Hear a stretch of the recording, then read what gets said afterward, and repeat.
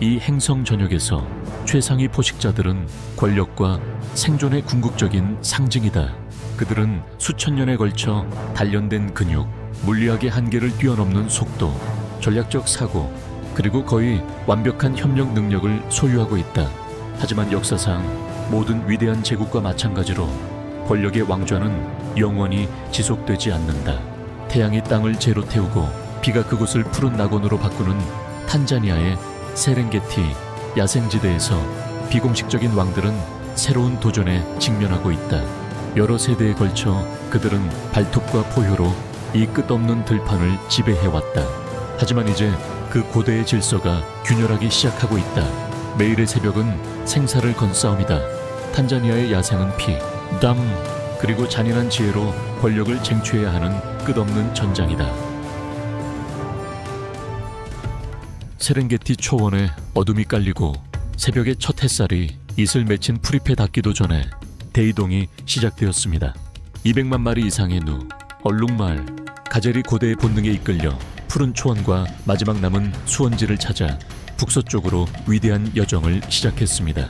공기는 발굽소리와 거친 울음소리로 진동했으며 이는 움직이는 생명의 교향곡이었습니다.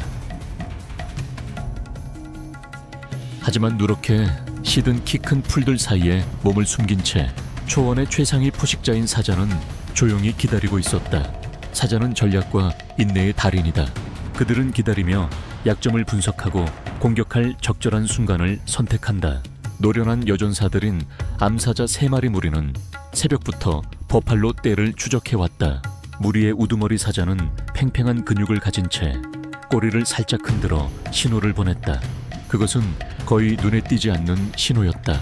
두 번째 사자는 유령처럼 소리 없이 움직이며 조용히 왼쪽으로 이동했고, 세 번째 사자는 뒤에서 포위할 준비를 했다. 이 가혹한 세상에서 모든 순간은 극적인 색채를 띠며 삶과 죽음이 용서 없는 춤 속에서 뒤섞인다. 야생 물소 한 마리가 졸고 있었다. 아마도 며칠간의 이동으로 지쳐서였거나 무리의 보호에서 벗어나 길을 잃었을 것이다. 단 한 번의 잘못된 발걸음, 한순간의 방심으로 사자 무리 전체가 회오리 바람처럼 달려들어 공격했다. 침묵이 공간을 감쌌다. 그것은 평화로운 침묵이 아니라 다가오는 죽음의 메아리였다. 사자는 생존을 위해 공격한다.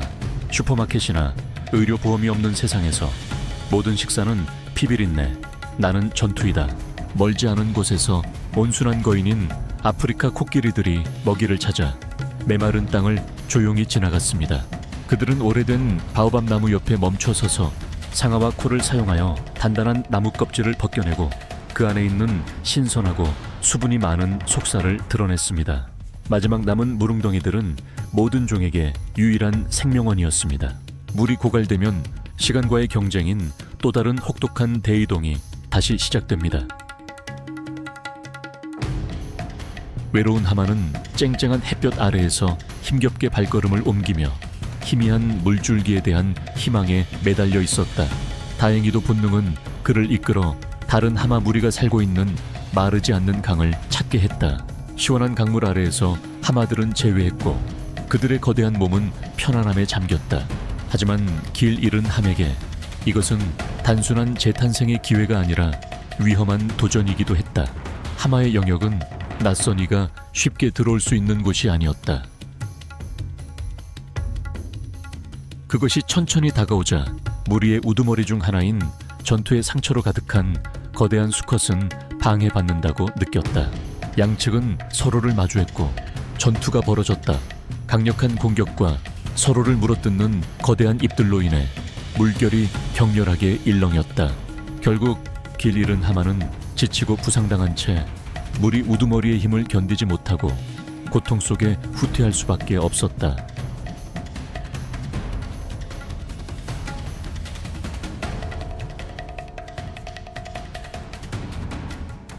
한편 어미 하마와 새끼 하마가 함께 놀며 드문 평화로운 순간이 펼쳐졌다.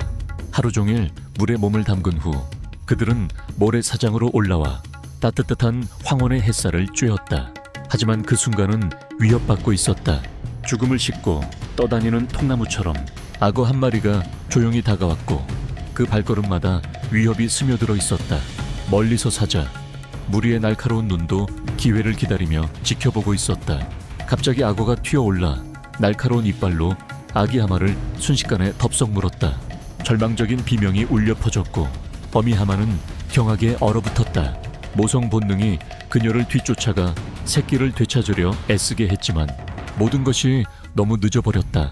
고통으로 붉게 물든 물속에서 악어는 아기 하마를 갈기갈기 찢어 발겼고 어미 하마는 그저 강계에 멍하니 선체 절망에 목이 메어 흐느낄 수밖에 없었다.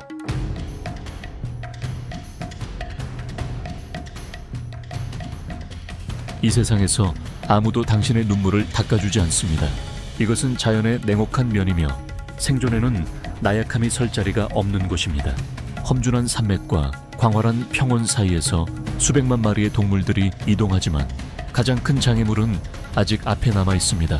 생존을 위한 싸움은 여기서 멈추지 않습니다.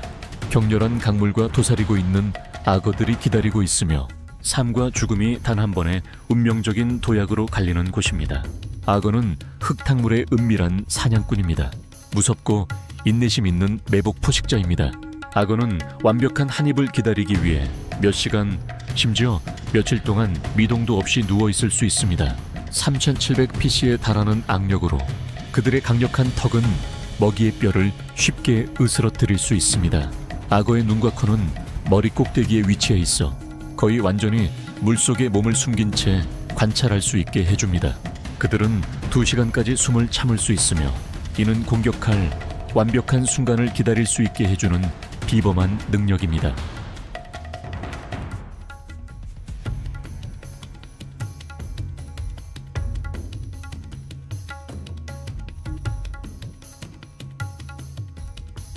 뜨거운 초원에서 사자는 힘과 권력의 상징이 되었으며 무리는 보통 10에서 15마리의 개체로 구성됩니다.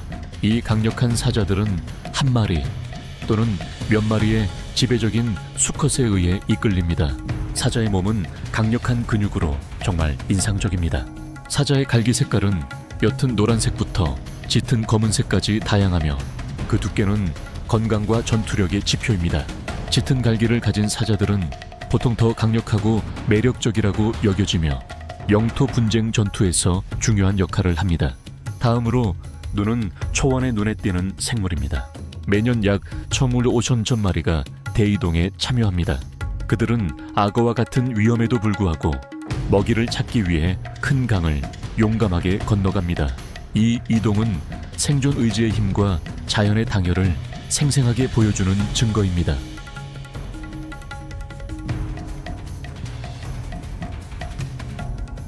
이 광경은 사슴을 사냥하는 들개들이 없으면 완성되지 않을 것입니다. 그들은 바람처럼 빠르고 시속 거의 50마일로 달릴 수 있는 어린 영양들에게 은밀하게 다가갑니다. 하지만 영양들도 만만치 않습니다. 들개의 무리가 먹잇감을 향해 돌진하자 영양떼는 재빨리 알아차리고 속도를 냅니다. 큰 영양들은 방어적인 원을 형성하며 서서 안에 있는 약한 새끼들을 보호하고 날카로운 뿔을 무기로 사용합니다. 결국 속도와 당열력으로 영양떼는 공격에서 벗어났습니다. 한편 아프리카 초원은 야생적이고 혹독한 아름다움을 드러냅니다. 기후는 때때로 갑작스럽게 변하며 건기와 우기라는 뚜렷한 두 계절이 있습니다. 타오르는 태양 아래 땅은 마치 불타오를 듯합니다. 하지만 밤이 되면 시원한 바람은 선물과 다름없습니다.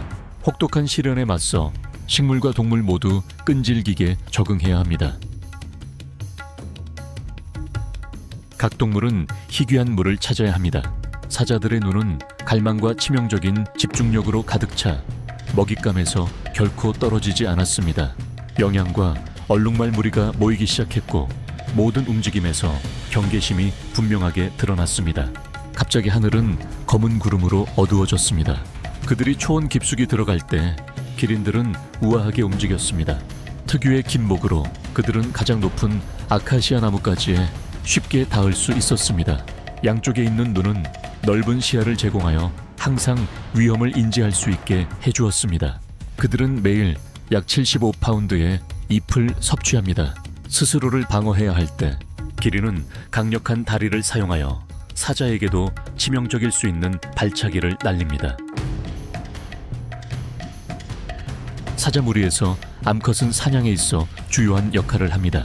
그들은 복잡한 협력 기술을 사용하여 먹이를 포위하며 혼자 사냥할 때의 17%에 비하면 성공률은 30%에 달합니다.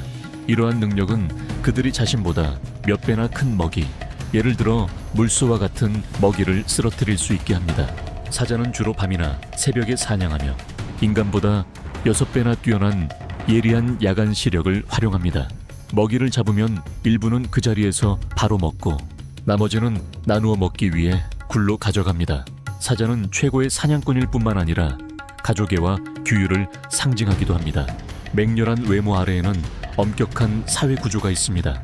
만약 당신이 초원의 진정한 왕을 존경한다면 당신의 존경심을 표현하는 말로 숫자 9를 남겨주세요. 특징적인 흑백 줄무늬 털을 가진 얼룩말은 초원의 필수적인 부분입니다. 각 얼룩말은 사람의 지문처럼 독특한 줄무늬 패턴을 가지고 있어 서로를 알아보는 데 도움을 줍니다. 건기가 오면 동물들의 삶은 더욱 혹독해집니다. 초원에서의 생존 투쟁은 끊임없는 전투입니다. 자연에서 초식동물들은 건기의 먹이와 물을 찾기 위해 끊임없이 이동해야 합니다.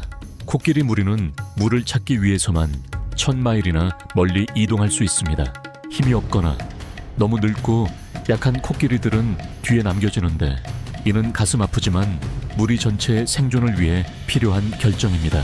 다행히도 긴 여정 끝에 코끼리 무리는 수원, 푸른 초원, 그리고 시원한 가을을 찾았습니다.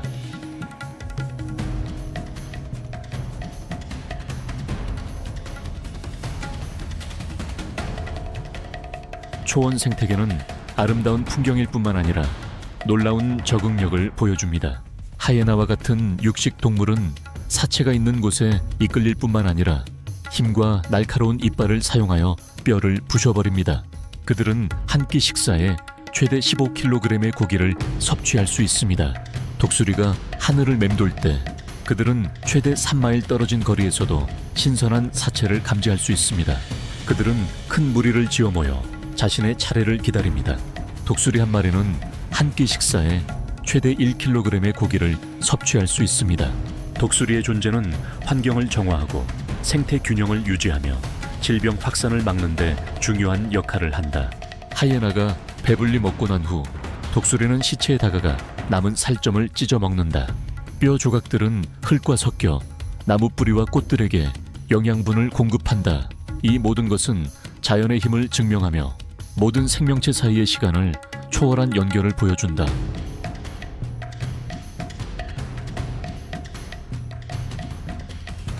아프리카의 햇살 가득한 땅에서 육상에서 가장 빠른 포식자 중 하나인 치타가 긴 사냥의 하루를 위해 준비를 마쳤습니다. 치타는 등을 웅크리고 날카로운 눈은 주변의 모든 움직임을 끊임없이 주시하며 가장 약한 먹이를 찾고 있었습니다.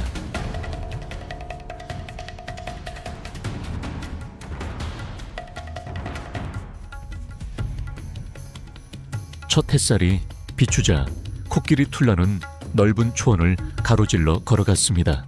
갑자기 다른 코끼리 한 마리가 도전적인 눈빛으로 나타났습니다. 위험을 감지한 툴라는 즉시 날카로운 상아를 치켜들고 대결을 준비했습니다. 초원의 두 왕 사이의 싸움이 시작되었습니다. 모든 공격과 타격은 긴장감 넘치는 침묵 속에서 이루어졌습니다. 싸움은 치열하게 전개되었습니다. 툴라의 강력한 공격 후 상대는 결국 쓰러졌습니다. 이 승리는 툴라의 힘을 증명했을 뿐만 아니라 동물 왕국에서 툴라의 위상을 높였습니다.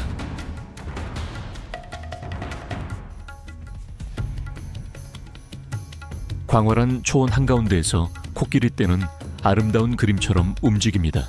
거대한 상아를 가진 코끼리는 환경의 엔지니어일 뿐만 아니라 강렬한 생명의 상징이기도 합니다. 매일 코끼리 한 마리는 190리터의 물을 마실 수 있으며 약 150kg의 먹이를 섭취할 수 있습니다. 탄자니아의 광활한 들판 위로 해가 질 때 하늘은 찬란한 붉은 벨벳으로 뒤덮였습니다. 마지막 햇살이 초원을 스쳐 지나갔습니다. 빛과 어둠이 교차하는 순간 온 땅은 숨을 죽인 듯 밤의 사냥을 기다렸습니다. 아프리카는 아름다움의 땅일 뿐만이 아닙니다. 그곳은 생존과 멸종 사이에 끝나지 않는 전장입니다. 삶이 죽음과 한 호흡 차이인 곳에서 모든 순간은 소중하고 숨 막히고 치열하며 동시에 정말 장엄합니다. 우리 세상에서도 문명화된 거리 한가운데서 생존을 위한 싸움이 여전히 매일 조용히 벌어지고 있는 것은 아닐까요? 이곳은 지구상에서 가장 잔혹한 자연의 투기장입니다. 포식자와 먹이가 무자비한 생존의 춤에 휩쓸리면서 잔혹한 대결이 매일 벌어집니다. 싸움은 끊임없이 혹독하게 그리고 잔인하게 이어집니다. 악어는 공격할 완벽한 순간을 인내심 있게 기다립니다. 사자의 포효가 밤에 울려 퍼지며 치열한 생존 싸움을 알립니다.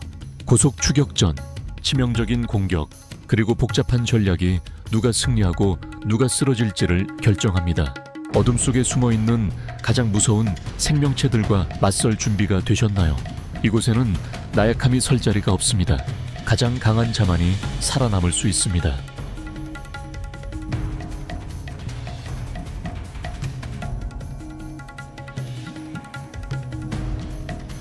크루거 국립공원은 7,500제곱마일이 넘는 면적을 자랑하며 남아프리카 공화국 북동부에 위치해 있으며 세계에서 가장 유명한 야생동물 보호구역 중 하나입니다.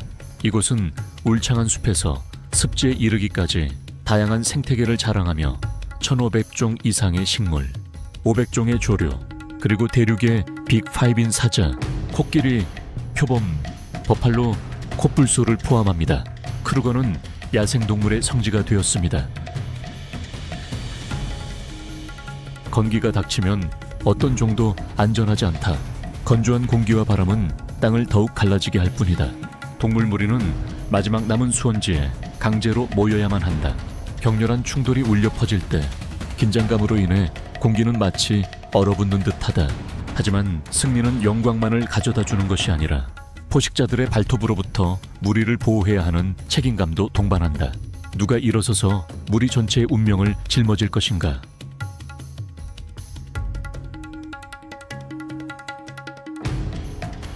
초원은 생존 투쟁의 생생한 배경으로 약 1000제곱마일에 걸쳐 펼쳐져 있습니다. 세렝게티의 광활한 평원에서 칼라하리 사막의 건조한 지역에 이르기까지 초원은 아름다운 자연의 그림을 만들어냅니다. 초원에서의 삶은 계절의 영향을 강하게 받습니다. 길고 건조한 시기에는 강들이 메마른 균열된 땅으로 변할 수 있습니다. 하지만 우기가 오면 생기 넘치는 식물들이 폭발적으로 자라나 들판을 잔치로 바꿉니다. 여름에 찌는 듯한 더위는 종종 기온을 100도 F 이상으로 끌어올려 모든 종의 인내심을 시험합니다. 초원 생태계의 중심은 초식동물과 포식자 사이의 복잡한 춤입니다. 얼룩말, 물소, 기린과 같은 동물들은 거대한 무리를 이루어 조화롭게 이동하며 새로운 땅을 찾아 초원을 가로지릅니다.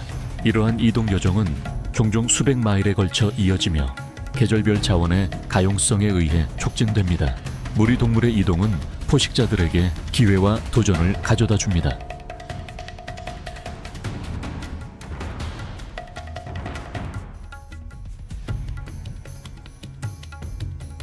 이 생태계의 최고 포식자 중 하나는 아프리카 들개입니다.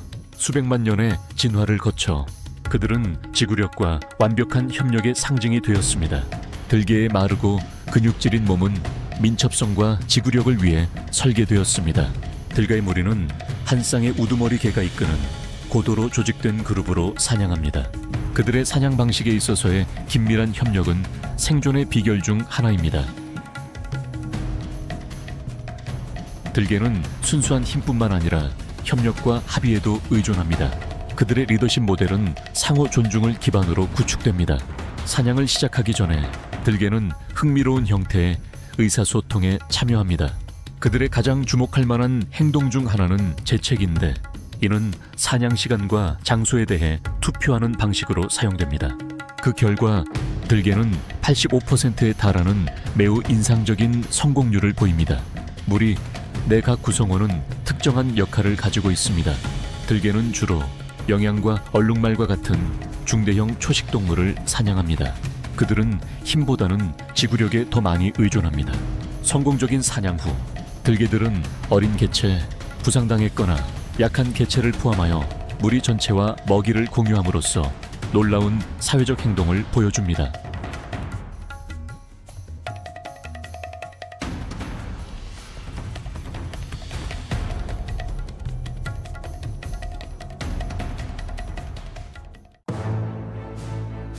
저희 채널에 다시 오신 것을 환영합니다. 코끼리들이 거대한 유령처럼 강을 헤엄쳐 건너고 초원의 지배자인 사자들이 광활한 물속에서 소리 없는 사냥꾼이 되는 곳을 상상해 본 적이 있으신가요? 만약 그런 곳이 존재한다면 그곳이 바로 초배입니다. 육지와 물의 경계가 지구상에서 가장 치열하고 가장 정교하며 비극적이면서도 웅장한 생존 전쟁으로 허물어지는 곳이죠. 이곳의 이른 아침 공기는 밤이슬의 습기뿐만 아니라 흙먼지 냄새, 야생 식물의 향기, 그리고 긴장감 넘치는 기다림의 감각을 풍깁니다. 마치 위대한 연극의 막이 오르기 전 온 땅이 숨을 죽이고 있는 것처럼 말이죠. 보츠와나 최초의 국립공원이자 1967년에 설립된 초배는 단순한 보호구역을 넘어 아프리카에 뛰는 야생 심장입니다. 이곳은 폐비실, 공룡마리, 이상의 개체수를 자랑하는 세계에서 가장 큰 야생, 코끼리 개체군의 서식지이며 이는 이 땅의 풍요로움을 증명하는 놀라운 수치입니다. 이곳에서는 축축한 땅에 찍힌 사자의 발자국 하나하나가 위험으로 가득 찬 강으로 당신을 이끌고 그곳에는 악어들이 썩은 통나무처럼 떠다니며 조용히 매복해 있습니다.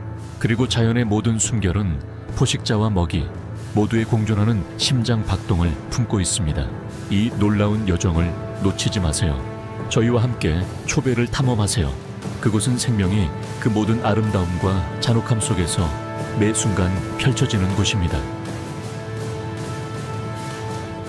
남부 아프리카 특유의 야생 정신이 살아 숨쉬는 초배 국립공원은 햇살 아래 반짝이는 원석처럼 빛나고 있습니다.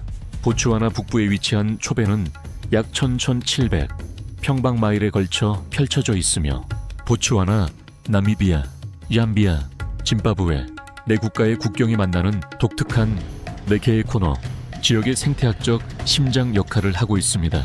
초배라는 이름은 건조한 풍경을 푸른 비단띠처럼 구불구불 흐르는 초배강에서 유래했습니다. 이 강은 생명의 젖줄이자 자연세계의 끈질긴 힘을 상징합니다. 한때는 풍요로운 사냥터이자 남부 아프리카 최초의 주민인 산족의 땅이었던 이 지역은 1961년부터 보호되기 시작했으며 1968년에는 보츠와나 최초의 국립공원으로 공식 지정되었습니다. 이는 인류의 가장 위대한 자연 보물 중 하나를 보호한 선구적인 결정이었습니다. 공원 북동쪽에 위치한 세론델라는 초배강 남쪽 강변을 따라 펼쳐져 있습니다. 이곳은 듬성듬성한 숲과 모래땅이 특징인 지역이지만 가장 활발한 관광 중심지이기도 합니다. 특히 초배강을 따라 서식하는 아프리카 코끼리의 밀도가 대륙 전체에서 가장 높기 때문에 이곳은 귀중한 천국이자 이 온순한 거대 동물들을 위한 마지막 보루가 되어줍니다. 아프리카 코끼리는 자연에 살아있는 기념비이자 덤불숲을 군림하는 진정한 거인입니다. 인상적인 키는 13피트에 달하고 6톤을 초과하는 거대한 몸무게를 지닌 이들은 하늘과 땅 사이에서 우뚝 서 있습니다. 아프리카 지도를 닮은 거대한 부채 모양의 귀는 단순한 식별 특징을 넘어 복잡한 천연 냉각 시스템이기도 합니다. 귀에 촘촘하게 퍼져있는 혈관망을 흐르는 피는 미풍에 의해 냉각되어 혹독한 더위 속에서 천을 조절하는 데 도움을 줍니다.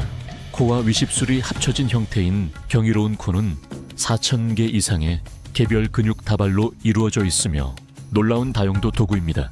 코는 숨을 쉬고 냄새를 맡으며 한 번에 최대 8리터의 물을 빨아들여 마시거나 목욕할 수 있고 어린 풀 한 포기를 뽑는 것부터 큰 나뭇가지를 꺾는 것까지 놀라운 정교함으로 가장 작은 물건까지 잡을 수 있습니다.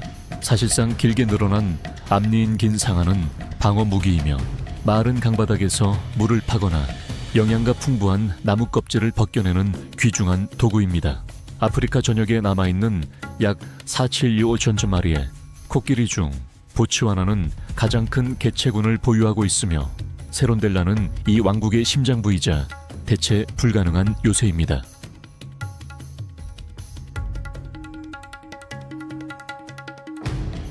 포유류 중 가장 긴 22개월에 달하는 임신 기간 때문에 이 종의 개체수 증가 속도는 극히 느립니다.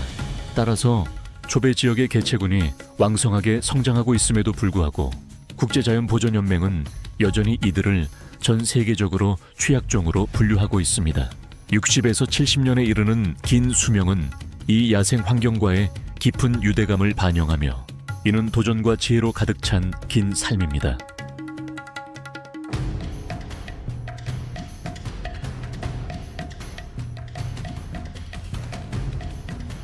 세론델라는 코끼리들의 천국일 뿐만 아니라 근육질 몸과 흔들림 없는 힘으로 유명한 아프리카 물소에게도 소중한 보호구역입니다. 거대한 체구와 뿌리 부분에서 합쳐져 바위처럼 단단한 헉을 이루는 인상적인 뿔을 지닌 아프리카 물소는 마치 살아있는 요새처럼 우뚝 서 있습니다.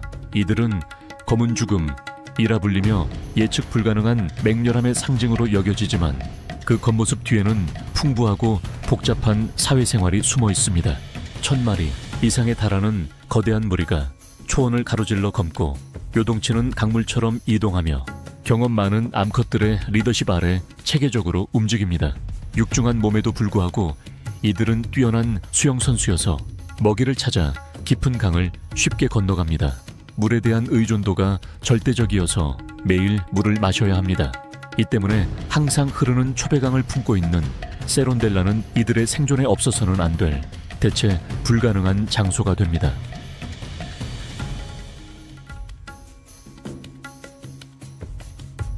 사자와 같은 적이 나타나면 집단적인 힘이야말로 가장 강력한 방어 무기입니다. 성체 물소들은 용감하게 돌진하여 뿔과 근육으로 이루어진 벽을 만들고 무리를 보호하며 홀로 있는 사자를 물러나게 할 수도 있습니다. 수백 개의 발굽이 땅을 쿵쿵 찢는 소리, 분노에 찬 콧소리, 그리고 그들의 이글거리는 눈빛은 가장 용감한 포식자들마저도 좌절시키기에 충분합니다. 그들은 심지어 미래의 위협을 제거하기 위해 새끼 사자를 선제적으로 공격하여 죽이는 것으로도 알려져 있습니다. 하지만 세론델라에서는 사자들이 혼자 사냥하는 경우가 드뭅니다. 그들은 맹렬한 사냥을 수행하기 위해 힘과 팀워크 기술에 의존합니다.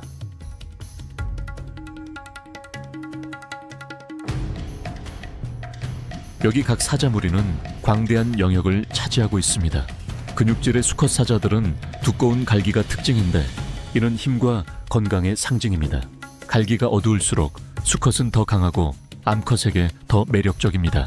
그들의 특징적인 포효 소리는 최대 9마일 거리에서도 들릴 수 있습니다. 이 원시적인 소리는 초원 전체에 울려 퍼지며 영역을 표시하고 무리 구성원들을 불러 모으며 경쟁자들에게 경고하는 데 사용됩니다. 그들의 번식 죽이는 계절에 구애받지 않습니다. 약 110일간의 임신 기간 후 암사자는 은밀한 은신처에서 1마리에서 4마리의 새끼를 낳습니다. 놀랍게도 무리의 어떤 암사자라도 새끼에게 젖을 먹일 수 있는데 이는 집단 어미 돌봄의 아름다운 표현이며 다음 세대의 생존 기회를 높이는 데 도움이 됩니다.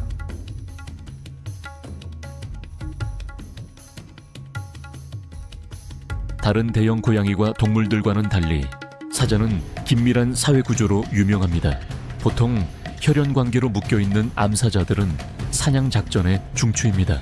초배에서는 연구자들이 심지어 사자들이 아기 코끼리를 사냥하는 것을 관찰했는데 이는 엄청난 힘, 대담함, 그리고 비범한 협동심을 필요로 하는 극히 드문 행동입니다. 이들의 유기적인 협동은 모든 사냥을 대가의 전략적인 연출로 탈바꿈시킵니다. 하지만 싸움은 거기서 끝나지 않았다. 사자 무리는 교활하고 끈질긴 상대인 점박이 하이에나와도 맞서야 했다. 개처럼 생겼지만 하이에나는 고양이과에 더 가깝다. 이들은 하이에나과에서 가장 큰 동물로 암컷이 수컷보다 더 크고 더 공격적이며 수컷을 지배한다. 매우 강력한 턱으로 2,000 psi에 달하는 치악력을 낼 수 있어 기린의 가장 두꺼운 뼈까지 으스러뜨리고 모든 영양분을 추출할 수 있다. 매우 강한 위산을 가진 독특한 소화 시스템은 단단한 뼈까지도 처리할 수 있게 해주어 이들을 효율적인 생존자로 만든다. 비범한 지구력 덕분에 하이에나는 꾸준한 보조로 광활한 초원을 지칠 줄 모르고 이동할 수 있습니다. 그들의 삶은 최대 80마리에 달하는 복잡한 시족과 얽혀 있으며 이들은 모두 강력한 우두머리 암컷의 지휘를 받습니다. 그들이 단지 죽은 고기를 먹는 청소동물이라는 일반적인 생각과는 달리 연구에 따르면 그들 식단의 50에서 90%는 성공적인 사냥을 통해 얻어집니다. 그들은 무리를 지어 협력하며 정교한 전술을 사용하여 얼룩말과 누 같은 큰 초식동물을 사냥합니다. 유연한 본능은 그들이 다른 먹이원을 활용하게 하며 그들은 기꺼이 죽은 고기를 먹고 종종 사자와 대치하여 먹이를 빼앗기도 합니다. 부족한 시기에 대비하여 하이에나는 남은 먹이를 진흙 구덩이에 묻어두기도 하는데 이는 그들의 놀라운 지능을 반영하는 행동입니다. 세론델라 생태계에서 점박이 하이에나는 중요한 이중적인 역할을 합니다. 초식동물 개체수를 조절하기 위해 사냥하고 썩은 고기를 먹어 환경을 깨끗하게 유지하며 질병 확산을 막는 것입니다. 이들의 유연성과 적응력 덕분에 수백만 년의 진화를 거쳐 오늘날까지 성공적으로 생존하고 번성할 수 있었습니다.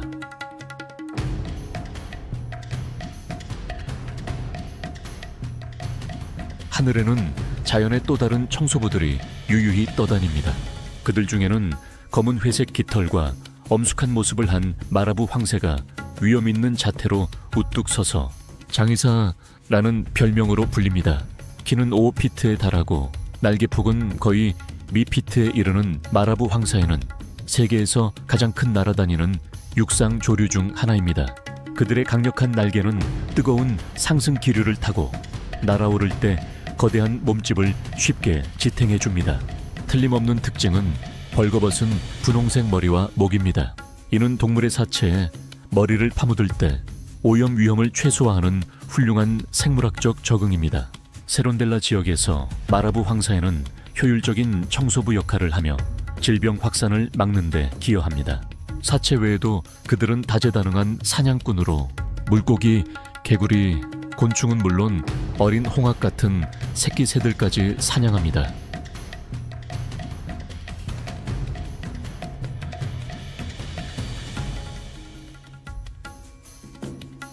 초배 남서부에는 넓은 초원과 흩어진 덤불들이 어우러져 보석처럼 빛나는 사부치, 늪지가 자리하고 있습니다. 사부치의 핵심은 예측할 수 없는 흐름을 가진 신비로운 사부치 운하입니다. 이 운하는 때로는 수년간 맹렬히 흐르다가 갑자기 수십 년 동안 말라버리곤 하여 이곳의 풍경과 동물들의 운명을 끊임없이 변하는 드라마로 바꾸어 놓습니다. 이러한 변덕스러움은 독특한 생존 전략을 형성하게 했고 모든 생물들이 적응하거나 멸종해야만 하는 상황으로 내몰았습니다.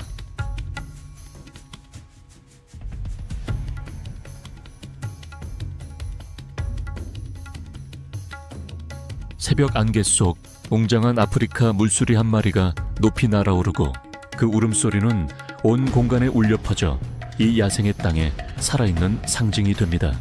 머리, 목, 꼬리에 있는 눈처럼 하얀 깃털은 짙은 갈색 몸통 위에서 확연히 두드러집니다. 위야, 효효 하고 울려 퍼지는 그들의 울음소리는 아프리카의 소리에서 빼놓을 수 없는 부분이 되었으며 흔히 아프리카의 목소리라고 불립니다. 인간보다 8배 더 예리한 시력으로 이들은 수백 미터 거리에서도 물고기를 감지할 수 있습니다. 먹이를 발견하면 쏜살 같은 속도로 급강하여 작은 가시가 돋아난 강력한 발톱으로 미끄러운 먹이를 꽉 움켜줍니다. 물고기가 식단의 대부분을 차지하지만 이들은 여전히 다양한 식성을 보여주며 물사에 도마뱀 그리고 작은 포유류까지 사냥합니다. 사회적으로는 아프리카 물수리가 평생 일처제로 유명하며 함께 높은 나무 꼭대기에 거대한 둥지를 짓고 자신들의 영역을 맹렬히 방어합니다.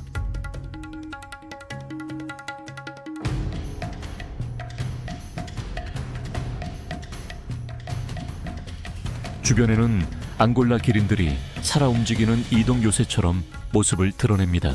이들은 천천히 움직이는데 깃목은 마치 땅과 하늘을 잇는 기둥처럼 하늘 높이 솟아 있습니다.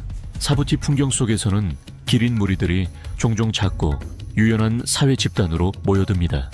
이들의 주식은 주로 아카시아 나무잎이며 거의 20인치에 달하는 긴 혀와 두꺼운 입술 덕분에 가장 가시 돋친 나뭇가지 사이로도 쉽게 잎을 따 먹을 수 있습니다.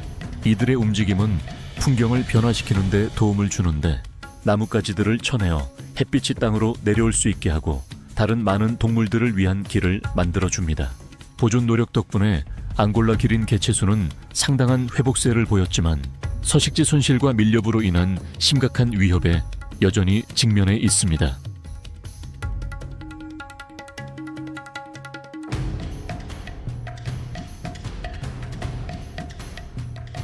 그 웅장한 존재들 아래에는 작고 민첩한 임팔라 무리들이 깨어나고 있었습니다. 그들의 윤기나는 젓갈색 털은 푸른 풀밭 위에서 두드러졌습니다. 수컷의 특징은 3피트까지 자랄 수 있는 우아한 초승달 모양의 뿔입니다. 위험이 도사릴 때 그들의 날렵한 몸은 놀라운 전력 질주로 폭발하여 시속 50마일까지 낼 수 있습니다.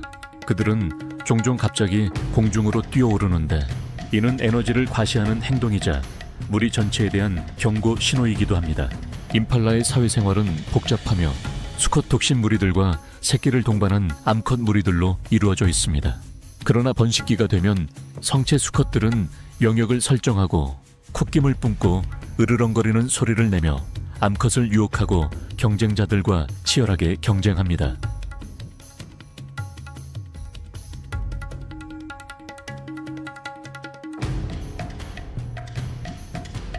임팔라의 민첩함은 필수적입니다. 왜냐하면 빠른 포식자, 즉 남부 아프리카 치타가 웅크리고 있기 때문입니다. 이 생물은 속도의 기술을 완벽하게 지배하도록 설계된 자연의 걸작입니다. 날렵한 몸매, 가벼운 골격, 그리고 극도로 유연한 척추는 짧은 전력 질주에서 시속 70마일에 달하는 놀라운 속도를 내는 데 도움이 됩니다. 반만 수축 가능한 발톱은 스파이크처럼 땅을 단단히 움켜쥐는 데 도움이 되며 긴 꼬리는 방향타 역할을 하여 숨막히는 추격전에서 균형을 잡아줍니다. 노란색 점박이 털은 치타가 초원에 완벽하게 녹아들도록 합니다. 얼굴에 있는 두 개의 특징적인 검은색 눈물 자국은 햇빛으로 인한 눈부심을 줄여주고 시력을 향상시킵니다. 다른 대부분의 대형 고양이과 동물들과 달리 치타는 낮에 사냥한다. 예리한 시력 덕분에 치타는 멀리서 먹잇감을 발견하고 조용히 접근한 뒤 폭발적인 속도로 돌진한다. 사냥은 인내심으로 시작된다. 치타는 풀밭에 몸을 낮게 웅크리고 목표물에서 눈을 떼지 않는다. 치타는 거리, 바람의 방향, 그리고 먹잇감의 도주 경로를 계산한다. 그리고 적절한 순간이 오면 모든 것이 눈 깜짝할 사이에 벌어진다. 순수한 에너지의 폭발, 약 23피트 길이의 발걸음으로 그 몸은 거의 땅 위를 날아다니는 듯하다.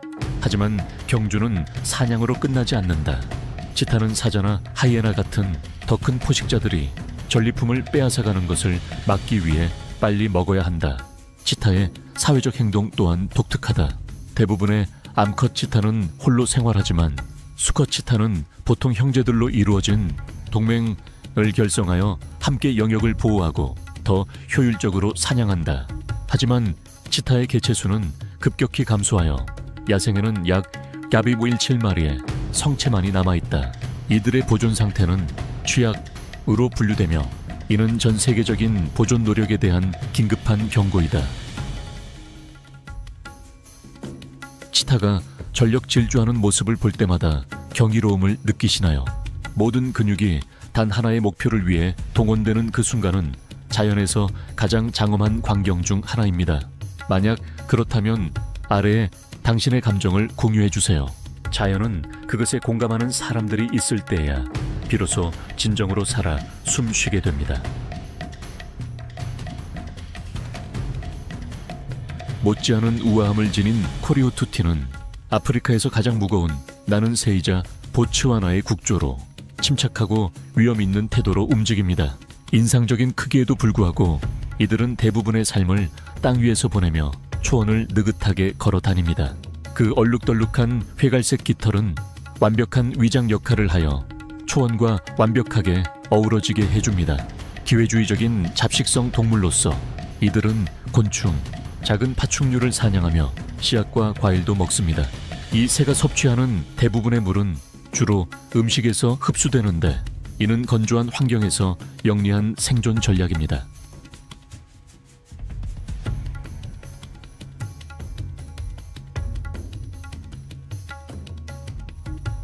사부티는 또한 세계에서 가장 큰 새인 타조의 서식지입니다. 키가 9피트까지 자라는 타조는 다른 어떤 새보다도 월등합니다. 길고 튼튼한 다리는 빠르게 움직이는데 도움이 될 뿐만 아니라 사자를 죽일 수 있을 만큼 강력한 발차기로 효과적인 방어 무기가 됩니다. 타조는 시속 43마일까지 전력 질주할 수 있습니다. 직경이 거의 2인치에 달하는 육상동물 중 가장 큰 눈은 멀리서도 위험을 감지하는 데 도움을 줍니다. 날 수는 없지만 부드러운 깃털은 천 조절과 수컷의 복잡한 구애의식에서 중요한 역할을 합니다.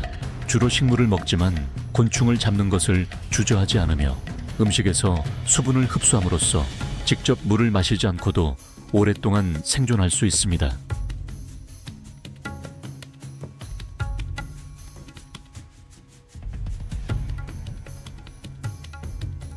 북서쪽으로 이동하면 리냔티 습지는 무성하고 신비로운 자연지역으로 두드러집니다. 늪지대, 스럽, 습지로 이루어진 광범위한 환경은 수많은 야생동물, 특히 물에 의존하는 종들에게 이상적인 서식지를 제공합니다. 리냔티는 450종 이상의 조류가 기록된 중요 조류 지역으로 인정받았습니다. 옅은 안개가 늪 위를 떠다닐 때 고요하고 고대적인 그림자가 모습을 드러냅니다. 바로 아프리카에서 가장 큰 담수파충류인 나일악어입니다. 이들의 피부는 뼈 조각들로 강화되어 거의 뚫을 수 없는 갑옷을 형성합니다. 이들은 평생 동안 끊임없이 교체되는 원뿔 모양의 날카로운 이빨을 가진 극도로 강력한 턱을 가지고 있습니다. 이들의 사냥 방식은 인내심의 본보기입니다. 이들은 물속에 몸을 숨기고 눈과 콧구멍만 드러낸 채 물고기, 새는 물론 영양, 물소, 심지어 사제 이르기까지 강가에 너무 가까이 다가오는 모든 것을 공격할 적절한 순간을 조용히 기다립니다. 먹이를 붙잡으면 이들은 무시무시한 네스롤 기술을 사용하여 엄청난 힘으로 몸을 회전시켜 먹이를 한 입 크기의 조각들로 찢어버립니다.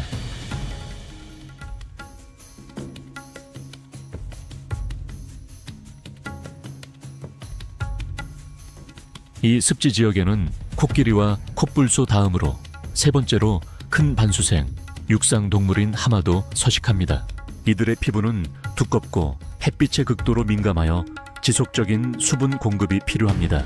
하마들은 빛담이라고 불리는 붉은색 액체를 분비하는데 이는 천연 선크림, 보습제 역할을 하며 항균 특성도 가지고 있습니다. 눈, 귀, 콧구멍이 머리 위쪽에 높이 자리 잡고 있어 몸 대부분이 물에 잠겨 있을 때에도 보고 듣고 숨을 쉬는 것이 가능합니다. 대부분의 시간을 물속에서 보내지만 이들은 실제로 수영을 할 수 없으며 강바닥을 따라 걷거나 뛰어다닙니다.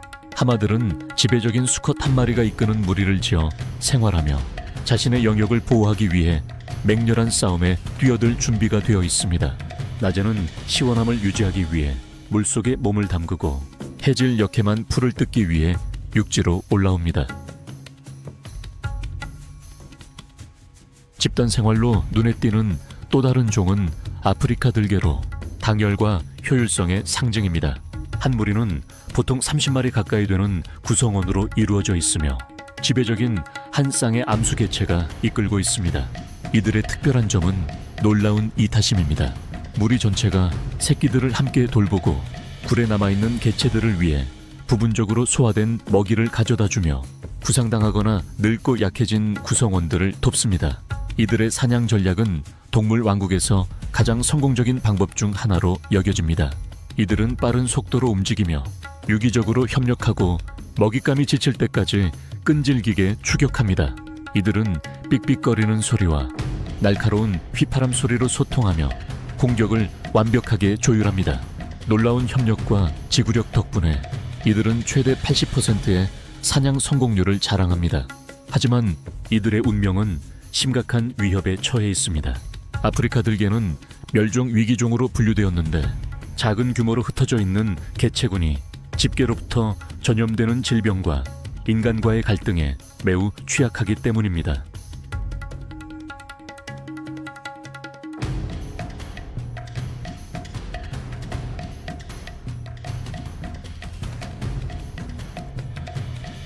리냔티의 변화 속에서 회색관 두루미는 마치 왕실 무용수처럼 등장합니다. 화려한 황금빛 볕과 우아한 회색 깃털로 이 두루미는 모든 시선을 사로잡습니다. 가장 경이로운 순간 중 하나는 이들의 구애춤인데 이는 리드미컬한 발걸음, 공중으로 솟구치는 움직임, 그리고 울려 퍼지는 울음소리가 어우러진 장엄한 공연입니다. 하지만 안타깝게도 그 아름다움은 점차 사라지고 있습니다. 회색관 두루미는 습지 서식지 손실과 불법 거래로 인해 심각한 멸종 위기에 처한 종으로 분류되었습니다.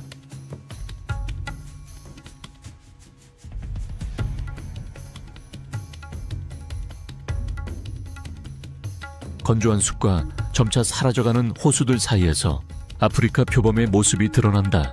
털에 복잡하게 얽힌 검은색과 노란색 무늬들은 이 동물을 야생 세계의 유령으로 만든다. 근육질의 몸과 수축 가능한 날카로운 발톱을 가진 표범은 자기 몸무게의 2배나 되는 먹이를 나무 위로 끌어올려 청소동물로부터 안전하게 지킬 수 있는 등반의 명수이다. 그것의 야간 시력은 인간보다 6배 더 민감하여 어둠 속에서 완벽한 사냥꾼이 된다. 표범의 독립성은 자신만의 영역을 설정하고 소변과 나무에 남긴 발톱 자국으로 표시하는 방식에서 드러난다.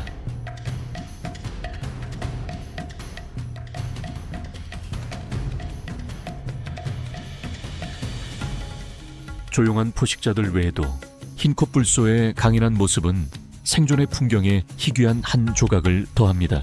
근육질의 외모 뒤에는 감동적인 생존 이야기가 숨어 있습니다. 흰콧불소는 5콧불소 종 중 가장 큰 종이며 크기 면에서는 코끼리 다음으로 큽니다. 특징적인 사각형 입술은 풀을 뜯어먹기에 완벽한 도구입니다. 비록 수톤에 달하는 무게지만 놀라운 속도로 질주할 수 있습니다. 제한된 시력 때문에 예민한 청각과 후각으로 이를 보완합니다. 공격적인 검은 콧불소와 달리 흰 콧불소는 더 온순하며 작은 무리를 지어 삽니다. 느린 번식 속도는 잔혹한 뿔 밀렵과 결합되어 이들을 극도로 취약하게 만듭니다. 19세기 말 남부 흰콧불소는 100마리도 채 남지 않아 멸종 위기에 처해 있었지만 끈질긴 보존 노력 덕분에 이 종은 기적적인 회복을 이루었습니다.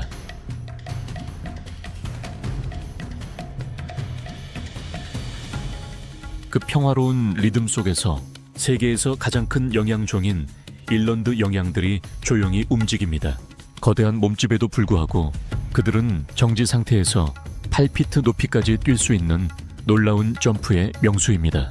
일런드 무리는 느슨한 사회 구조를 가지고 있으며 신선한 풀을 찾아 끊임없이 이동합니다. 이들의 경이로운 갈증 저항 능력은 식물에서 수분을 흡수하고 수분 손실을 최소화함으로써 가장 가혹한 시기에도 생존할 수 있도록 해줍니다.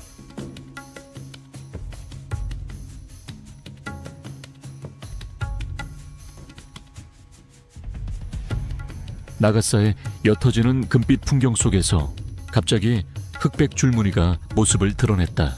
바로 버첼 얼룩말이었다.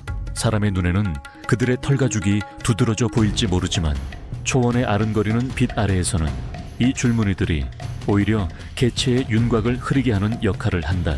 이는 혼란 위장이라 불리는 효과로 포식자들이 무리 속에서 특정 개체를 식별하기 어렵게 만든다.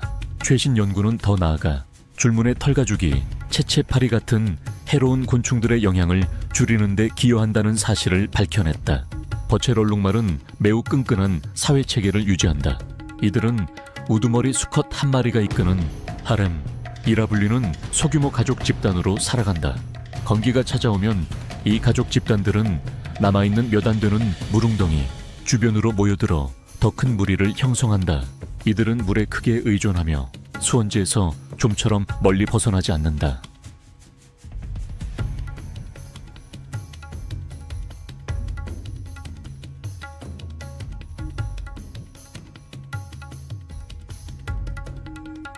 하지만 초배의 태고적 아름다움 속에서도 전례 없는 도전들이 생태계를 위협하고 있습니다. 기온 상승과 강구량 감소는 혹독한 압력을 초래했습니다.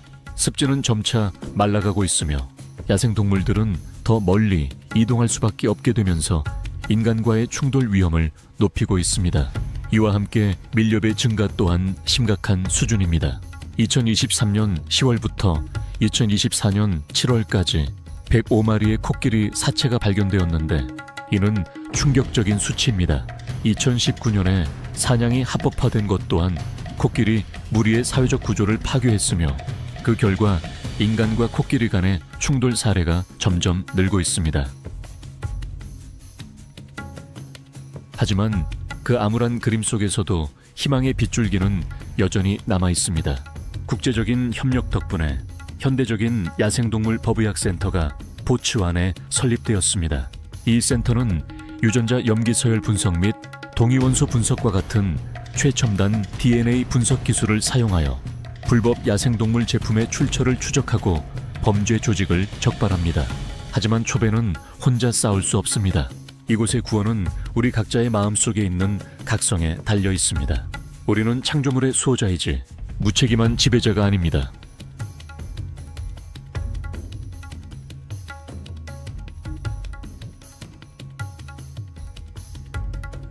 사막 코끼리는 초원지대 친척들보다 몸집이 작지만 놀라운 특징들을 가지고 있습니다. 길고 튼튼한 다리는 모래 언덕을 건너는데 도움을 줍니다. 길고 유연한 코는 물과 식물 뿌리를 찾는 강력한 도구입니다. 그들의 파기 활동은 모래 속에 물을 담을 수 있는 작은 구덩이를 만들며 이는 다른 많은 종들에게 생명줄이 됩니다.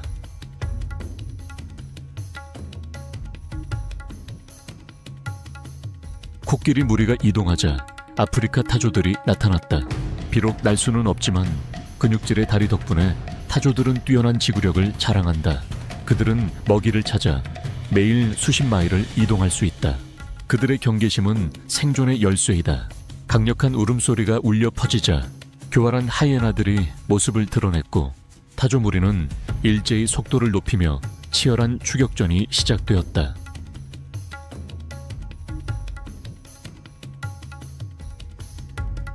하지만 사막의 왕, 사막사자는 멸종 위기에 처해 있습니다. 전체 나미브 사막에는 약 100마리 정도만 살아남았습니다. 먹이 부족은 이들을 가축 사냥으로 내몰았고 이는 인간과의 갈등으로 이어지고 있습니다. 이것은 단지 한 종의 상실이 아니라 전체 생태계 붕괴에 대한 경고이기도 합니다. 하지만 아직 희망은 있습니다. 데저트 라이언 컨서베이션과 같은 단체들은 현대 기술을 적용하여 각 사자에게 GPS 장치를 부착, 그들을 추적하고 있습니다. 이것은 단지 과학을 위한 싸움이 아니라 지구를 보호해야 할 우리 모두의 공동 책임에 대한 상기이기도 합니다.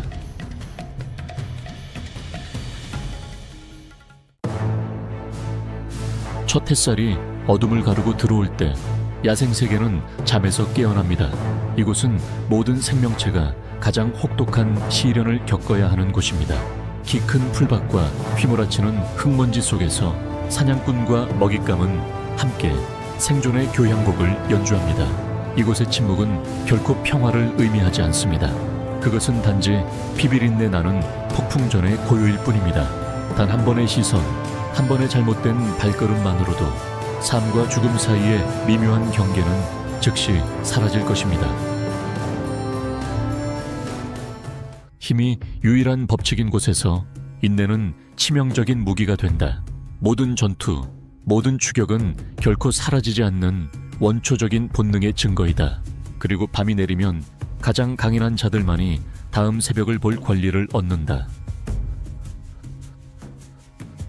아프리카 평원의 자결하는 태양 아래 마사이마라 보호구역은 야생 자연의 걸작처럼 펼쳐집니다. 황금빛 초원은 끝없이 펼쳐져 건조한 바람에 흔들리며 붉은 흙과 생명의 숨결을 실어 나릅니다. 이곳이 바로 케냐의 심장인 마사이 마라입니다. 이곳은 1500제곱킬로미터가 넘는 초원이 구불구불한 강들과 울창한 가시덤불, 그리고 겹겹이 이어진 언덕들과 어우러진 곳입니다. 하지만 마사이 마라는 단지 아름다운 풍경이 아닙니다. 그것은 포식자와 먹이가 끊임없는 투쟁 속에서 맞서는 생존의 투기장입니다. 평원의 제왕인 사자는 집단적인 힘으로 통치합니다. 거의 4cm 길이의 단검처럼 날카로운 발톱과 8km까지 울려 퍼질 수 있는 포효는 광대한 영토에 대한 주권을 주장합니다. 속도의 선수들인 치타는 시속 110km 이상으로 질주하며 치명적인 정확성으로 먹이를 쓰러뜨리지만 종종 전리품을 잃을 위험에 직면합니다. 한편 키가 거의 2.7m에 달할 수 있는 타조는 시속 72km의 속도로 바람처럼 빠르게 달립니다. 그것은 적응의 화신입니다. 종들 간의 치열한 경쟁이 마사이 마라를 형성했습니다. 약 200마리에서 400마리의 사자가 영양, 얼룩말, 그리고 800kg까지 나갈 수 있는 누를 사냥하지만 그들은 또한 치타의 먹이를 자주 빼앗습니다. 치타는 약 50%의 사냥 성공률을 가지고 있지만 몇 초밖에 지속되지 않는 지친 추격전 후에는 매우 취약해져 사자나 하이에나의 표적이 됩니다. 타조는 5cm 너비의 눈으로 3.2km의 가까운 거리에서 위험을 감지할 수 있으며 속도와 수백 킬로그램의 힘을 내는 강력한 발차기를 통해 사자와 치타 모두로부터 벗어납니다. 사자와 치타 사이의 최고 포식자 자리를 위한 싸움은 단순히 속도나 힘에 관한 것이 아니라 먹이를 위한 경쟁입니다. 타조는 포식자가 아님에도 불구하고 균형에 중요한 역할을 하며 매일 사정 5kg의 풀, 씨앗, 곤충을 섭취합니다. 마사이 마라가 황혼으로 물들 때 활에서 쏜 화살처럼 키 큰 풀밭을 가로질러 나아가는 우아한 그림자가 나타납니다. 이것은 속도의 포식자인 치타입니다. 40에서 60kg에 불과한 무게로 치타는 연약함과 힘의 화신입니다. 그 몸은 단 3초 만에 시속 96km라는 놀라운 속도를 내도록 자연에 의해 설계되었습니다. 추상예술의 걸작인 노란색 바탕에 검은 점박이 털은 초원에서 위장하는 데 도움이 될 뿐만 아니라 자결하는 아프리카 태양 아래에서 열을 발산하는 데도 도움이 됩니다. 큰 눈은 넓은 시야를 제공하며 수킬로미터 떨어진 곳에서도 먹이를 감지합니다. 눈에서 입까지 이어지는 눈물 자국처럼 생긴 특징적인 검은 줄무늬는 자연적인 선글라스 역할을 합니다. 하지만 그 독보적인 속도는 비싼 대가를 치러야 합니다. 짧은 추격전이 끝날 때마다 심박수는 분당 200회 이상으로 치솟고 천이 급격히 상승하여 치타는 회복을 위해 휴식을 취해야 합니다. 이걸 상상해보세요. 광활한 아프리카 하늘 아래 암컷 치타 한 마리가 풀밭에 미동도 없이 누워 있습니다. 노란 눈은 평원을 훑어봅니다. 힘으로 지배하는 것이 아니라 속도의 예술가처럼 군림합니다. 치타를 이해하려면 우리는 그 험난한 진화의 길을 거슬러 올라가야 합니다. 아시노닉스, 에이치노닉스, 속슈에 속하는 치타는 600만에서 1000만 년 전으로 거슬러 올라가는 기원을 가진 그 종족에서 유일하게 살아남은 종입니다.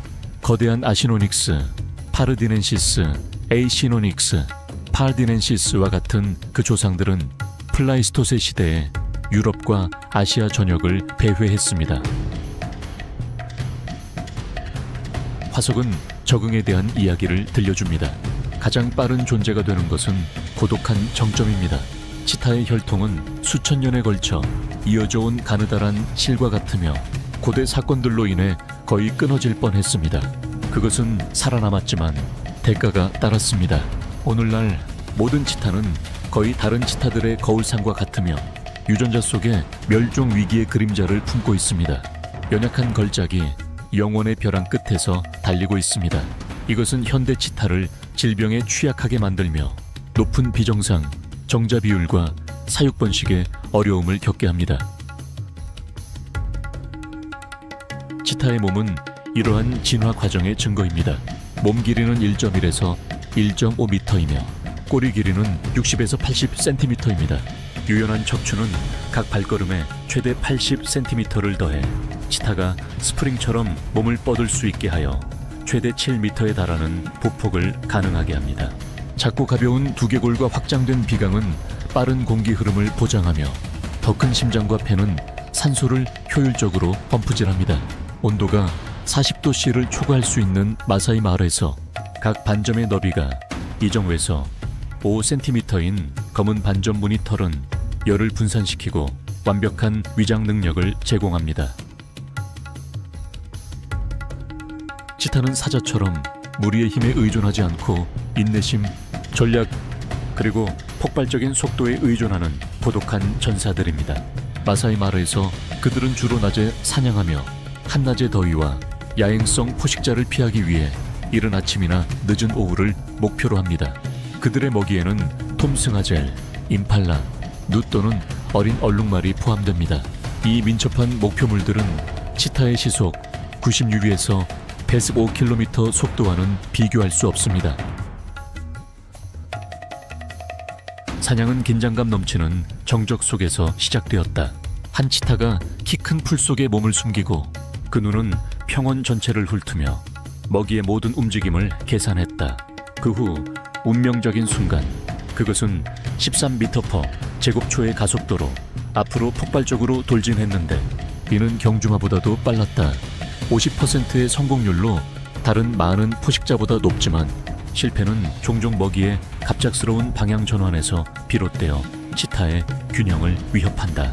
마사이 마르에서의 연구에 따르면 치타는 사자와의 경쟁을 피하기 위해 더 작은 먹이를 노리지만 사냥한 먹이의 30%를 강탈당해 잃는다. 치타는 완전히 혼자가 아닙니다. 그들의 사회 구조는 복잡하고 감정적입니다. 암컷은 혼자 또는 새끼들과 함께 수컷의 영역을 돌아다니며 살고 수컷은 2마리에서 4마리로 이루어진 동맹을 형성합니다. 번식은 이 이야기에서 희비가 엇갈리는 장입니다. 암컷은 18개월에서 23개월 후에 성적으로 성숙하고 3개월 동안 임신하며 우기에 3마리에서 6마리의 새끼를 낳습니다. 그러나 마사이, 마라와 세렝게티에서는 사자와 하이엔에게 사냥당하여 새끼들의 사망률이 90%에서 15%에 달합니다. 야생 치타는 8년에서 12년 동안 살고 사육되는 치타는 12년에서 5년까지 살 수 있습니다.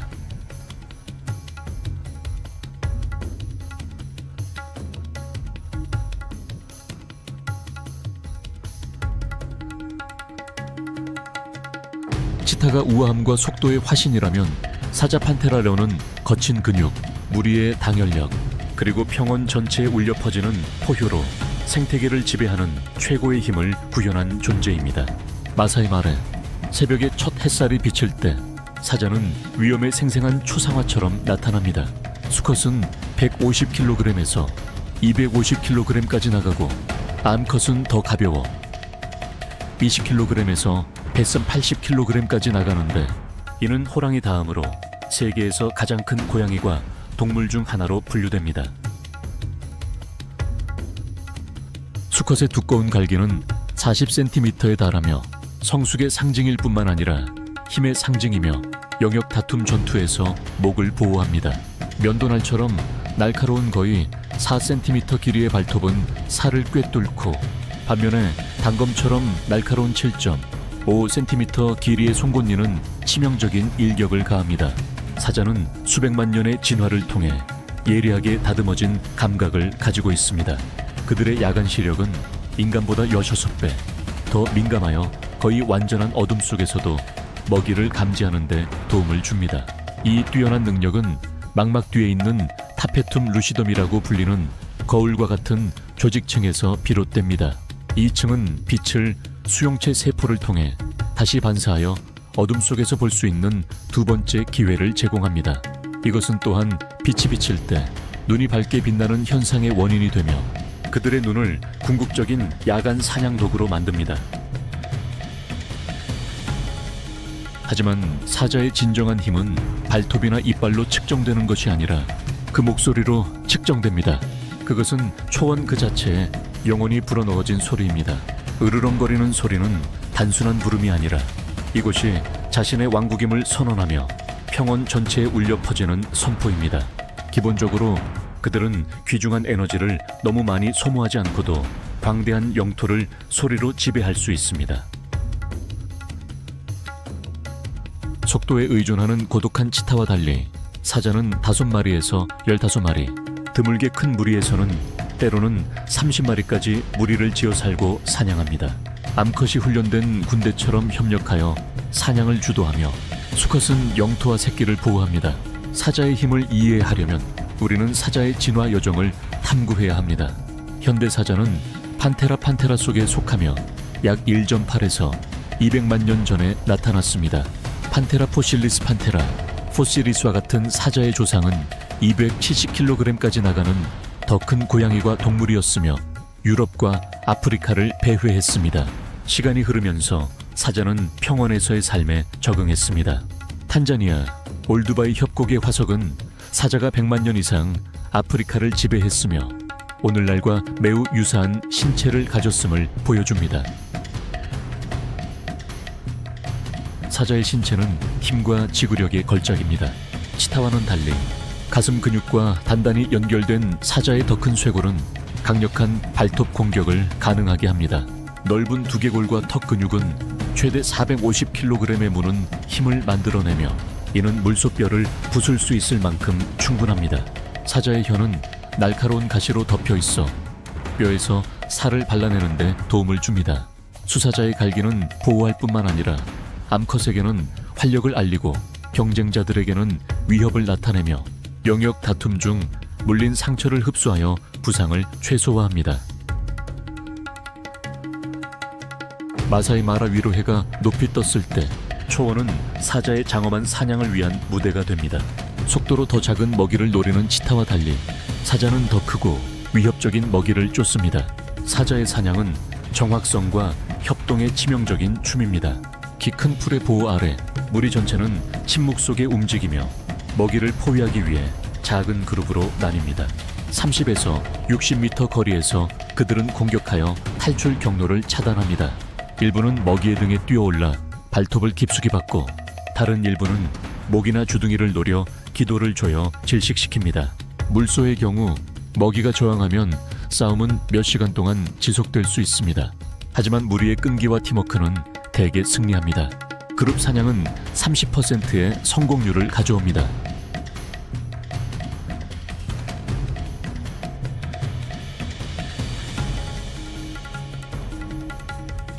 상상해보세요. 햇빛 아래 털이 반짝이는 얼룩말 한 마리가 다가올 죽음을 전혀 알지 못한 채 풀을 뜯고 있습니다. 갑자기 암사자 3마리가 풀숲에서 뛰쳐나옵니다. 얼룩말은 달아나지만 사자 무리는 모든 도주 경로를 계산해 두었습니다. 사자는 밤뿐만 아니라 새벽이나 황혼에도 사냥하며 희미한 빛을 이용해 위장합니다. 건기에는 마라 강과 같은 강에 물이 모일 때 사자는 무릉덩이 근처에 매복합니다. 때로는 수컷 한 마리가 멀리서 으르렁거려 먹이를 겁주고 무리 전체에 덫으로 몰아넣기도 합니다. 이러한 협력은 원시적인 힘과 결합하여 사자를 막을 수 없는 사냥 기계로 만듭니다.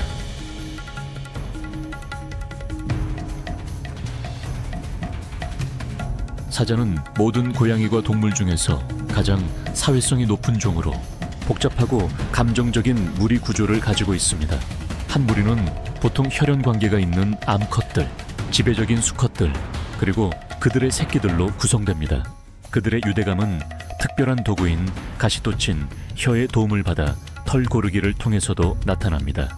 사자의 혀는 유두라고 불리는 작고 단단한 가시들로 덮여 있으며 비처럼 기능합니다.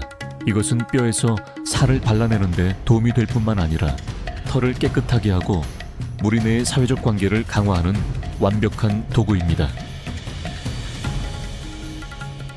무리를 장악하기 위한 싸움은 매우 피비린내 나며 새로운 수컷들은 때때로 자신의 유전자를 퍼뜨리기 위해 경쟁자의 새끼를 죽이기도 합니다. 잔인하지만 이것은 무리의 생존을 보장합니다. 암컷은 약 110일 동안 임신하며 2마리에서 4마리의 새끼를 낳고 무게는 1kg에서 2kg까지 나갑니다. 무리 전체가 새끼를 보호하며 암컷들은 젖을 먹이고 사냥 기술을 가르치는 임무를 공유합니다. 마사이 마라에서는 마쉬 프라이드나 노치 다이너스티와 같은 무리들이 전설이 되었고 수십 킬로미터 제곱에 걸쳐 펼쳐진 영토와 함께 영화에 기록되었습니다. 마사이 마라, 생태계에서 사자는 단순한 포식자가 아니라 모든 종의 운명을 결정하는 최고 지배자입니다. 근육, 개체수, 그리고 완벽한 협력을 바탕으로 그들은 먹이 사슬의 정점에 서 있습니다. 무리를 위해 사냥하는 것 외에도 그들은 먹이를 빼앗는 데 탁월하며 특히 치타와 하이에나로부터 먹이를 빼앗습니다. 치타의 힘든 사냥 후 사자 한 마리가 조용하지만 위협적으로 나타날 수 있습니다. 사자는 또한 타조를 사냥하지만 타조는 상대하기 어려운 먹이입니다. 시속 70km에 달하는 속도와 사자를 죽일 만큼 강력한 발길질로 타조는 큰 도전입니다.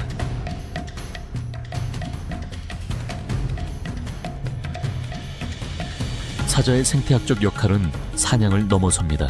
얼룩말, 느, 그리고 물소와 같은 초식동물을 통제함으로써 그들은 초원을 황폐화시킬 수 있는 과도한 방목을 막습니다. 그들의 사냥에서 남은 먹이는 하이에나, 독수리, 그리고 자카를 먹여 살리며 생태계의 순환을 유지합니다.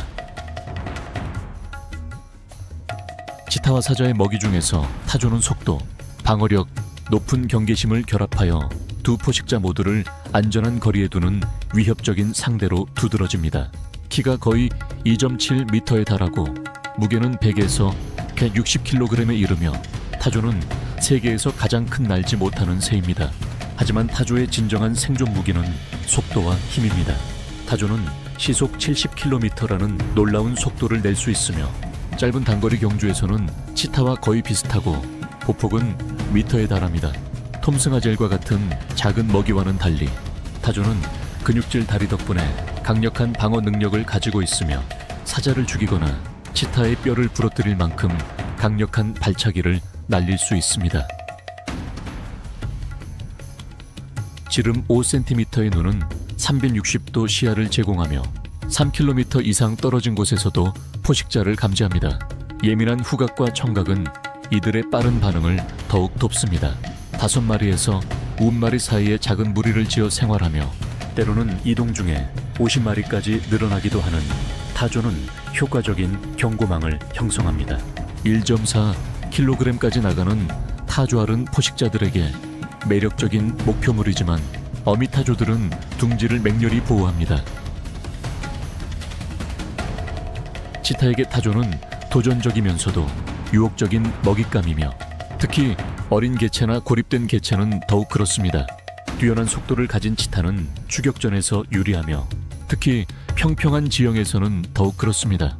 그들의 전략은 100에서 200m 거리에서 잠복하며 키 큰 풀을 이용해 몸을 숨긴 후 타조가 방심했을 때 폭발적으로 달려드는 것을 포함합니다. 하지만 타조의 속도와 민첩성 때문에 긴 추격전은 어려워지며 특히 치타가 20에서 30초 후에 지쳤을 때는 더욱 그렇습니다.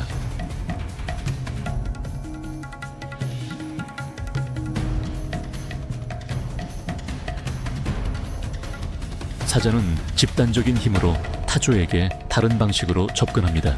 얼룩말이나 물소처럼 주된 목표물은 아니지만 타조는 식량이 부족한 시기에 귀중한 먹잇감입니다. 사자 무리는 포위 전술을 사용하는데 일부 구성원은 혼란을 야기하기 위해 주의를 분산시키고 다른 사자들은 뒤나 측면에서 공격합니다. 타조를 사냥하는 것은 쉬운 일이 아닙니다. 타조의 발차기는 900kg에 달하는 힘을 낼 수 있어 치명적이며 그 속도 때문에 탁 트인 지형에서 잡기 어렵습니다. 사자는 타조 사냥에서 15에서 20%만 성공합니다. 그들은 보통 어린 타조나 뒤처진 타조를 노리는데 이들이 더 쉽게 제압할 수 있기 때문입니다. 타조는 단순히 먹잇감일 뿐만이 아닙니다. 마사이, 마라 생태계에서 중요한 역할을 합니다. 잡식성 동물로서 풀, 씨앗, 곤충, 심지어 작은 도마뱀까지 먹어 식물과 곤충, 개체 수를 조절합니다. 영양분이 풍부한 배설물은 토양을 비옥하게 하여 초원의 성장을 돕습니다. 타조의 알과 새끼는 하이에나, 야칼, 독수리의 먹이가 되어 복잡한 먹이 사슬을 유지합니다. 치타와 사자 모두 마사이 마라 생태계에 매우 중요하지만 그들의 영향은 다릅니다. 치타는 더 작은 먹이를 목표로 삼아 초식동물의 수를 조절하고 초원의 황폐화를 막습니다. 하지만 고독한 본성과 잦은 먹이 손실은 그것의 영향을 제한하며 특히 사자가 많은 지역에서는 더욱 그렇습니다. 사자는 큰 초식동물을 사냥함으로써 생태계의 건축가입니다. 그것은 개체군을 조절하고 초원의 균형을 유지합니다. 전 세계적으로 약 7빌리언 마리의 개체수를 가진 치타는 IUCN에 의해 취약종으로 분류되어 서식지 손실, 인간과의 갈등, 그리고 사자로부터의 심한 경쟁에 직면해 있습니다. 마사이 마라에서 치타 새끼의 90%는 죽는데 주로 사자에게 죽임을 당합니다. 2,000마리에서 2,500마리의 개체수가 남아있는 사자 또한 서식지 손실과 인간과의 갈등에 직면해 있지만 사회 구조 덕분에 위협에 더 잘 대처할 수 있도록 더 잘 갖춰져 있습니다. 마사이 마라의 생존 이야기에서 치타와 사자 모두 자연의 걸작이며 각자 독특한 사냥 방식을 가지고 있습니다. 그러나 대체로 사자가 최상위 포식자로 부각됩니다. 집단적인 힘, 큰 먹이를 다루는 능력, 그리고 먹이 사슬에서의 지배력이 이 마사이 마라 생태계를 형성했습니다. 황혼 무렵 사자의 포효가 다른 모든 소리를 압도할 때 그것은 야생 세계에서 힘과 당열이 속도를 이긴다는 것을 분명히 합니다. 마사이, 마라마사이, 마라는 1.5백만 에이커에 걸쳐 펼쳐져 있으며 한때 야생동물이 최고로 군림하던 끝없는 왕국이었습니다. 하지만 1980년 이래로 이 토지의 15%, 즉 2,000전 에이커에 해당하는 면적이 농업 확장으로 인해 사라졌습니다. 한때 코끼리, 거불소, 희귀조류의 성격이었던 야퀴린 야퀴리와 같은 토착림은 놀라운 속도로 사라지고 있습니다. 야퀴리의 1.3235 에이커 면적 중 50% 이상이 지난 두 10년 동안 주로 수치 생산과 농경지 조성을 위해 사라졌습니다.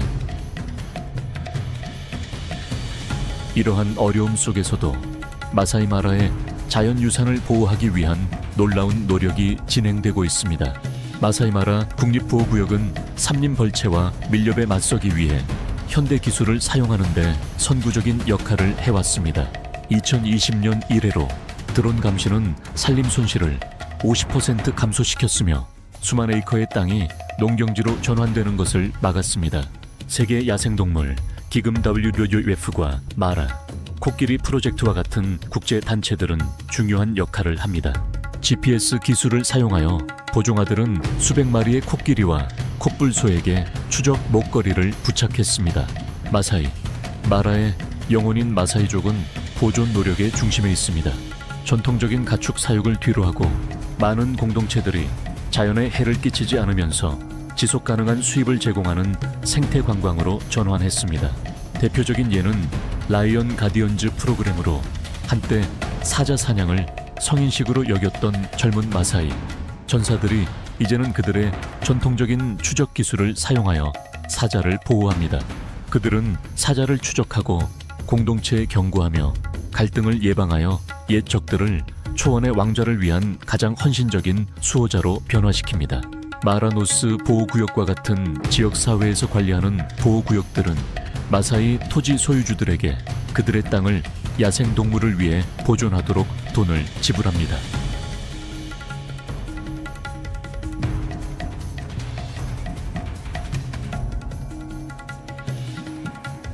그곳은 이동하는 영양들의 발굽과 어둠 속에 숨어있는 포식자들의 발톱 아래에서 모든 풀잎이 흔들리는 지평선까지 펼쳐진 땅입니다. 만약 마사이 마라가 사라진다면 그것은 단지 초원의 침묵이 아니라 수백만 년의 진화를 통해 보존되어 온 먹이사슬의 붕괴를 의미합니다. 당신은 사자의 포효, 얼룩말의 질주소리, 그리고 모든 생명을 키우는 비의 천둥소리와 함께 이 초원이 영원히 살아남도록 도울 수 있습니다. 아프리카 평원에서 아프리카 물소는 통일된 힘으로 존재합니다. 무리를 지어 이동하며 결코 혼자 다니지 않습니다. 어리고 약한 개체들은 항상 중앙에 위치하고, 반면 강한 수컷들은 바깥쪽 원을 형성하여 포식자와 맞설 준비를 합니다. 이러한 협력은 본능과 경험에 의해 이끌어집니다. 포식자가 공격할 때 무리의 반응은 즉각적입니다.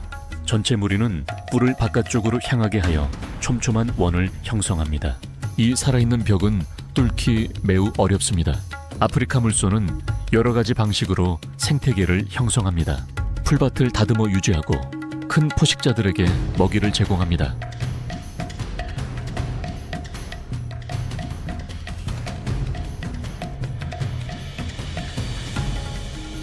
아프리카 코끼리는 가장 큰 육상 동물이며 풍경을 형성하는 자연의 엔지니어입니다.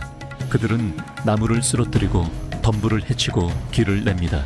코끼리 무리는 성체 암컷이 이끄는 긴밀한 가족 구조로 조직됩니다. 그들은 소리보다 더 깊은 언어로 소통하는데, 이는 바람을 통해 전달되는 대화가 아니라 대륙의 뼈대를 통해 전달되는 대화입니다. 그것은 비밀의 으르렁거림이며, 멀리 떨어진 코끼리 무리의 으르렁거림이며, 멀리 떨어진 폭풍의 진동 속에 담긴 비의 약속입니다. 건기의 물을 찾아 땅을 팔 때 그들은 많은 다른 종들을 위한 수원 수유원을 만듭니다.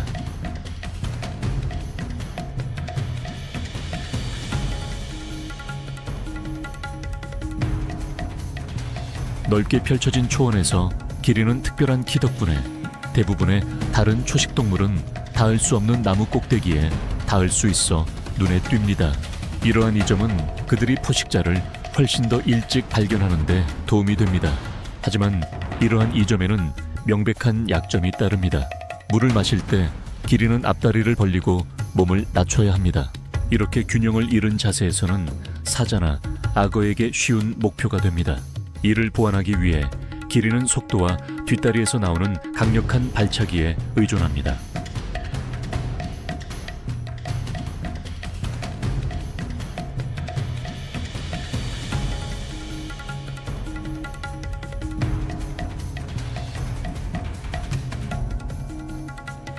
마사이 마라에서 치타의 숨막히는 추격전부터 자쿠마에서 코끼리의 희망찬 부활까지, 사자무리의 당열된 힘부터 표범의 고독한 강인함까지, 각 생명체는 생명의 위대한 교향곡에서 없어서는 안 될 역할을 합니다.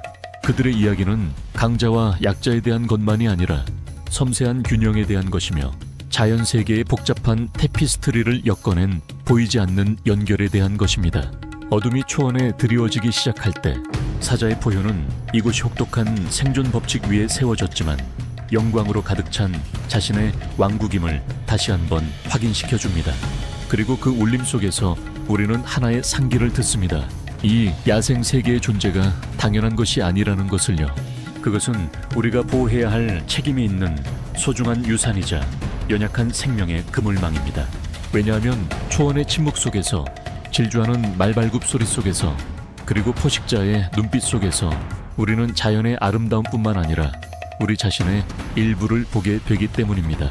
생명은 어떤 형태이든 투쟁이며 춤이며 소중히 여겨야 할 기적입니다.